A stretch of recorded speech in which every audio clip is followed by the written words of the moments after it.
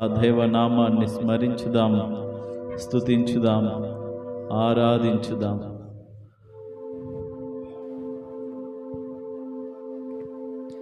ఆరాధనా స్తుతి ఆరాధనా ఆరాధనా నీకే, ఆరాధనా స్తుతి ఆరాధనా ఆరాధనా నీకే, ఆరాధనా నీకే, ఆరాధనా నీకే.